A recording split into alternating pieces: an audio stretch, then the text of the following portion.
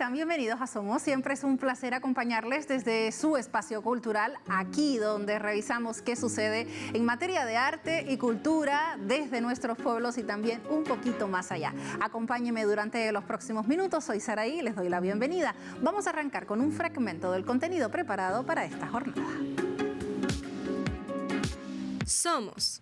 El programa cultural de Telesur inicia con la información más destacada de los pueblos del mundo. En Nicaragua, culminó el Festival Internacional de las Artes, Culturas y Gastronomía de nuestros pueblos. Y en Benín se celebró el Festival Anual de Máscaras 2025. Además, en el marco del Bicentenario de Bolivia, estaremos conociendo sobre la música autóctona boliviana. Todo esto y mucho más hoy en Somos. Allí parte del contenido para esta jornada. Recuerde que puede seguirnos a través de nuestras plataformas digitales, @SomosTelesur en Instagram. También nos encuentra con esa misma dirección en la red social X, mientras que en @SomosTelesur 1931 en el canal de YouTube puede encontrar cada uno de nuestros programas, aquellos que les compartimos de lunes a viernes, que no puede ver en vivo, allí lo puede ver de forma diferida. Hacemos una pausa rápidamente. A la vuelta entramos de a lleno con información cultural en Somos.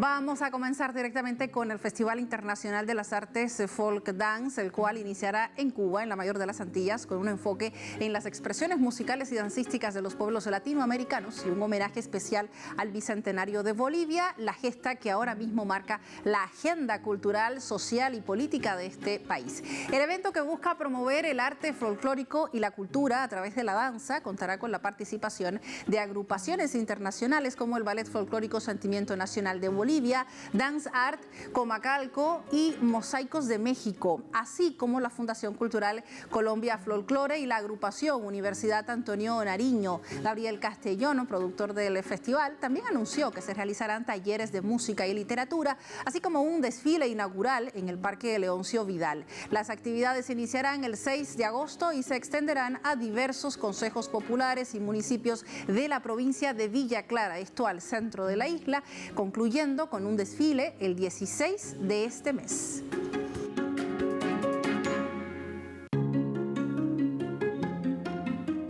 Mientras que Guatemala continúa impulsando la candidatura de la Isla de Flores, un pueblo según algunos encantador que se encuentra en el departamento de Petén, como Patrimonio Mundial de la Humanidad. El Ministerio de Culturas y Deportes, junto con la sociedad civil y autoridades locales, realizaron una primera reunión donde fue discutida la importancia de resaltar la belleza de la isla y de promover un turismo sostenible. El proceso incluirá la solicitud para la lista indicativa de la UNESCO, así como talleres de socialización con la comunidad antes de presentar el expediente final. El fin de la iniciativa es destacar la riqueza histórica, el valor arqueológico y la belleza natural de la Isla de Flores, reconocida por su colorida arquitectura y su ubicación sobre el lago Petenitza.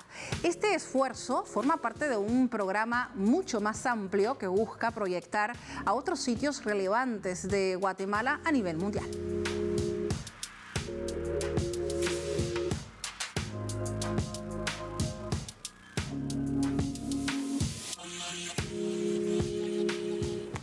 Vamos hasta Nicaragua, donde se realizó recientemente el Festival Internacional de las Artes, Culturas y Gastronomía de nuestros pueblos 2025. Estas imágenes corresponden a la presentación de un total de 42 países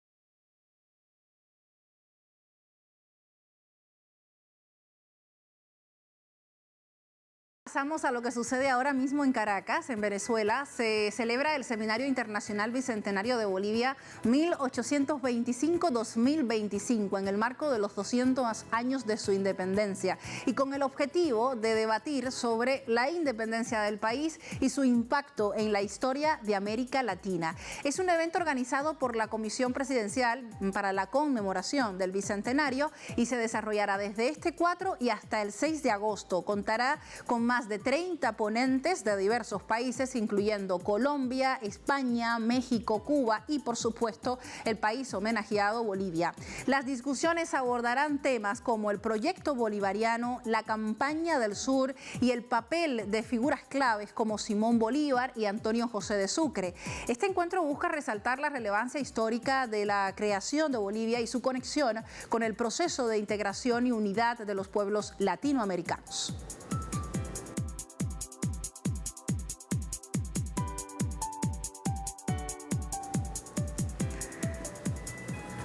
Actividades que se corresponden y dialogan con lo que ahora mismo está sucediendo en Bolivia, en los 9 departamentos, con diversas actividades que comenzó desde prácticamente principios de este año, pero que durante este mes se profundizan en la medida en que nos acercamos aún más a la fecha patria. Seguimos acá en Venezuela. Se realizó durante este fin de semana, específicamente el sábado, la entrega del Premio Internacional de Novela Rómulo Gallegos 2025 al escritor, periodista argentino, cronista Vicente Batista. Acá lo ven en pantalla con las autoridades desde Venezuela. Acá lo acompaña el ministro para la Cultura de este país, Ernesto Villegas. El Centro de Estudios Latinoamericanos y del Caribe, Rómulo Gallegos, acá en la capital venezolana, fue el lugar indicado para que el destacado escritor recibiera el galardón de manos de representantes gubernamentales y culturales de este país.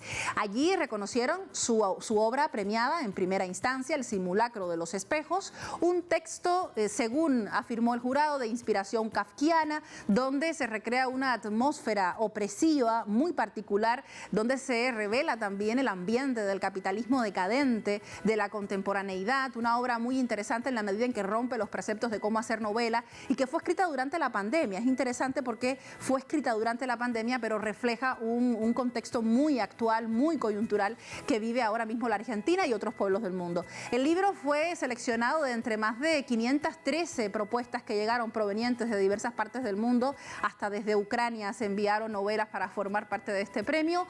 Un espacio, un certamen que es considerado hoy uno de los más prestigiosos de la narrativa en lengua castellana, creado en honor al novelista y político venezolano que lleva en su honor el mismo nombre, Rómulo Gallegos, y que fue entregado precisamente este sábado porque se conmemoraba aniversario de la vida de Rómulo Gallegos, en conjunto allí con la presencia de los familiares del gran escritor venezolano.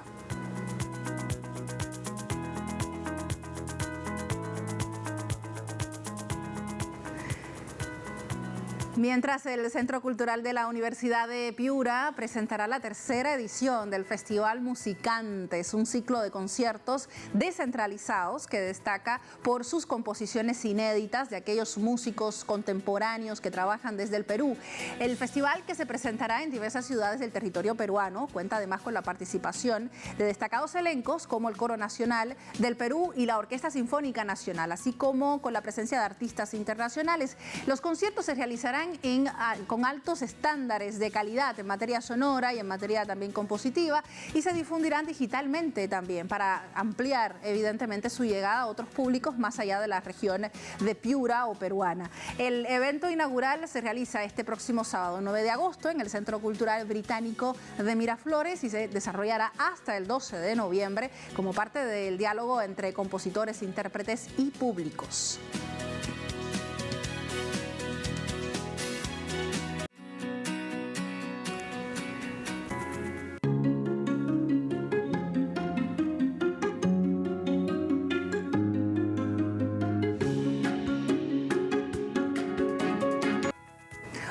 colorido y fascinante festival, como lo consideran algunos, se celebró en Benín. Se trata del Festival Anual de Máscaras 2025, donde se resalta fundamentalmente la diversidad de sus trajes originarios. Algunas personas les llaman disfraces, pero en perspectiva de lo que se conmemora y se disfruta en esta localidad, hay que pensar que cada una de estas máscaras tienen una relación directa con su tradición histórica y cultural.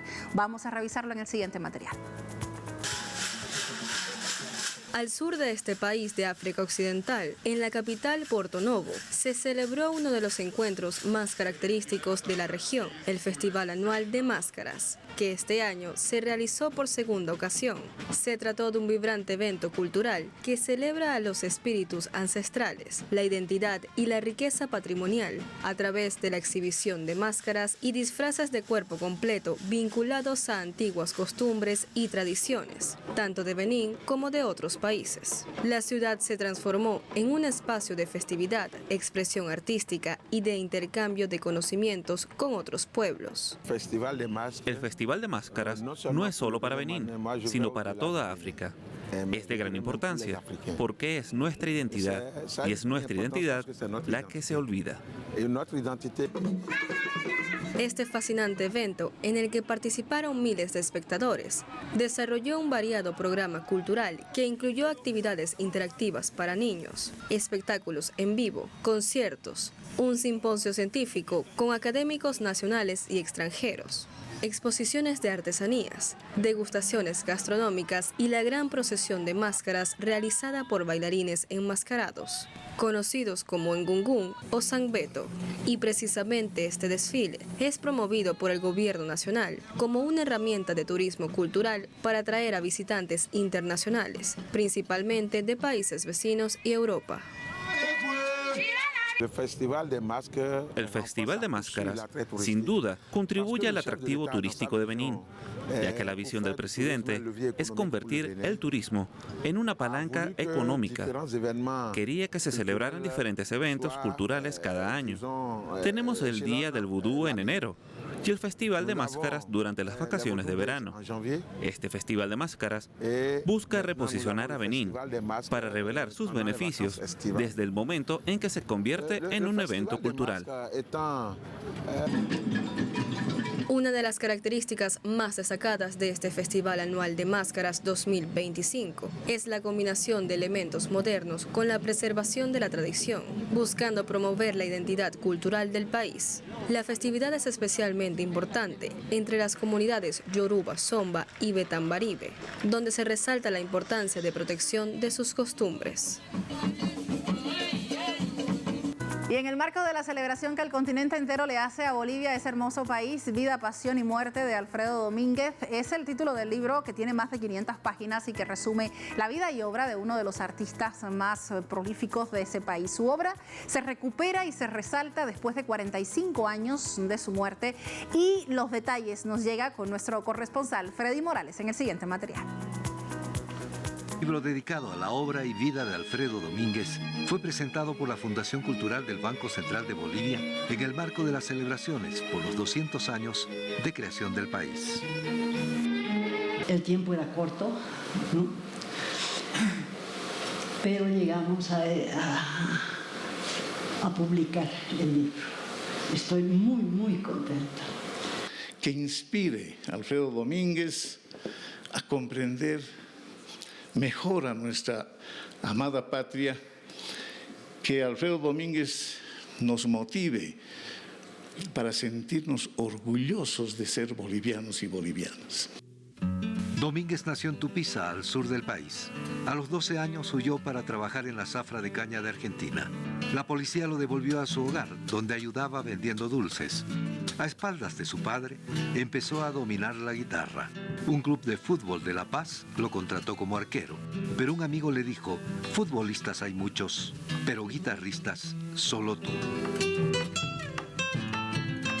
Hay pocas veces la posibilidad de tener un virtuoso de la guitarra, compositor, cantante, pero además gran dibujante, pintor, grabador, actor y hasta buen arquero. El periodista Sergio Calero escribió el libro que resume a Domínguez. Este disco es el que no solo plantea un neofolclore, sino una forma distinta de encarar el folclore boliviano, que es a partir de la tradición, sí, pero la creación. No seguir dando vueltas sobre la tradición, sino empezar a crear a partir de pautas que ya estén en el folclore. Alfredo llevó su arte a Europa en los años 60 y 70, donde la prensa destacaba su autenticidad, cuando folcloristas latinoamericanos se esmeraban en llamar la atención, interpretando el cóndor pasa, con vestimenta de inca, recuerda Calero. Tocaba su música, y él cantaba en español.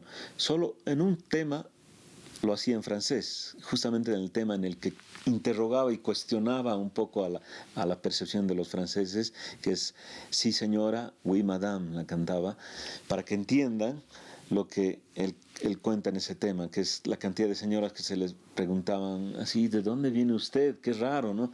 Entonces él un poco con su humor, que fue característico, va contando un poco, de alguna forma, la ignorancia también de la gente europea respecto a los países latinoamericanos, ¿no? Alfredo Domínguez murió el 28 de enero de 1980 cuando tenía 42 años por complicaciones del mal de Chagas, definida como la enfermedad de los pobres. Sus restos reposan en su natal Tupiza. Su biografía ahora es parte de una decena patrocinadas por la Fundación Cultural del Banco Central de Bolivia para recuperar a artistas olvidados por la historiografía oficial. Freddy Morales, Telesur, Bolivia. Vamos a hacer una pausa más, a la vuelta estaremos con otros temas. Recuerden no separarse de nosotros porque seguimos muy cerca de Bolivia. Ya regreso.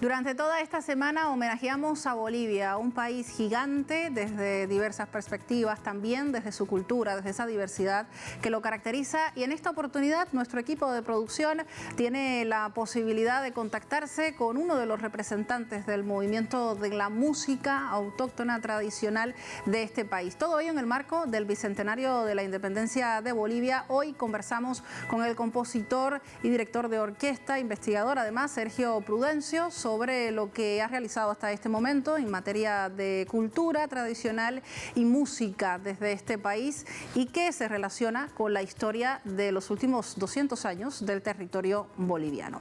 El artista nos cuenta también de alguna manera cómo viene trabajando en este ámbito. Para ello le damos la bienvenida a Sergio Prudencio. La primera consulta tiene que ver precisamente con esta perspectiva. ¿Cuáles son aquellos lineamientos en los que ha venido trabajando en materia de música autóctona boliviana? Adelante, bienvenido. La música así llamada autóctona boliviana son las supervivencias de manifestaciones sonoras de origen prehispánico, que en el caso de Bolivia tienen una manifestación muy amplia y representativa por el hecho mismo de que las culturas originarias, principalmente la cultura quechua, aymara y la cultura guaraní, tienen presencia significativa en nuestra población y en la preservación de su cultura, de sus tradiciones, de su lengua y desde luego de su música. Como consecuencia de ese legado, hoy día podemos encontrar todavía manifestaciones que se entienden así como música autóctona o música nativa, que son expresiones musicales que responden al calendario agrícola, etcétera, en las prácticas rutinarias, habituales, festivas, conmemorativas, funerarias, etcétera, de las culturas indígenas de Bolivia. La segunda pregunta tiene que ver con la influencia del charango como instrumento esencial para el país. ¿Cómo se relaciona este instrumento con los otros lineamientos musicales con los que se trabaja? Adelante. De hecho, el charango es un instrumento musical que es un engendro de alguna manera, que tiene influencias europeas, española en concreto, de las Islas Canarias, y que en la práctica indígena tradicional, situada en el norte de Potosí, el oeste del departamento de Cochabamba, el noroeste del departamento de Chuquisaca, el sur de Oruro. Ese es el ámbito regional donde el charango se expresa y se manifiesta tradicionalmente. En ese ámbito encontramos una infinidad de afinaciones que responden a prácticas del calendario. Hay afinaciones que son propias de determinadas festividades, otras que son propias de determinadas comunidades, en charangos mayores, en charangos menores. En fin, es una manifestación bastante compleja y diversa, que de todas maneras ha de representar el contacto con la naturaleza que tienen las prácticas musicales, dancísticas de los pueblos originarios que he mencionado. Preservar la identidad de un país también conlleva esa relación directa con el ámbito musical, y es un tema que se transmite de generación en generación y que ha venido cambiando, sin duda, también desde el ámbito cultural en los últimos años. ¿Cuál considera usted que han sido los cambios más importantes o cómo ha cambiado en estos últimos 200 años? La preservación de eso no es un hecho automático. En un mundo tan dinámico como el actual, donde las comunicaciones son tan rápidas, donde los procesos de imposición de modelos culturales gozan de todo un aparato monopólico de difusión a través del cine, el control de los medios de comunicación, las redes, etcétera, etcétera. En ese marco, las posibilidades de que hacia el futuro las supervivencias mantengan la curva histórica que han mantenido, es un tema que no deberíamos tenerlo por asegurado. Deberíamos inquietarnos por qué estamos haciendo como sociedad y como Estado para esa preservación, y no correr el riesgo de que termine siendo eliminada, como se ha eliminado la cultura de los pueblos indígenas desde tiempos de la extirpación de idolatrías hasta las versiones contemporáneas de esa política de extirpación de idolatrías. Muchas gracias por su entrevista, por estar con nosotros. Es interesante lo que decía, el tema de las idolatrías. Es necesario también entender que hoy hay muchísimos grupos de arte y de música contemporánea en Bolivia que han destruido esa forma de ver la cultura, de ver la creación musical desde las idolatrías, y han comenzado a trabajar de manera horizontal, directamente en colectivo, entre todos, sin imposiciones, sin relacionamientos con una figura que lo defina todo. Y esto es sumamente importante para entender cómo se gestiona la música tradicional autóctona y donde no se diferencia el qué tipo de músico se es y el qué tipo de personas es a la hora de crear colectividad, a la hora de hacer arte. Este es un elemento que caracteriza sin duda a los pueblos originarios de Bolivia, pero también a las nuevas generaciones que hoy están haciendo música contemporánea en el país. Desde acá les dejo la recomendación para que lo sigan tomando en cuenta, y si se encuentran con un ejemplo como este, pues entiendan por qué es tan fuerte la música contemporánea de Bolivia. Así concluye nuestro recorrido de hoy. Muchísimas gracias por habernos acompañado. Siempre es un gran placer estar con ustedes en este espacio. Música en sus pantallas. De regreso, un homenaje a nuestra hermosa Bolivia por su bicentenario, inspirada en los versos hondos y nostálgicos de Matilde Casasola Mendoza, una de las compositoras más importantes del país, pero además hija de la capital, desde Sucre. Junto con otros artistas como Esther Marisol, Carlos Andrés Montero, Orlando Andia, acá nos cuentan de Bolivia desde la música. Soy Saraí, hasta la próxima. Mis montañas recortadas desde lejos, desde aquellos horizontes que se escapan.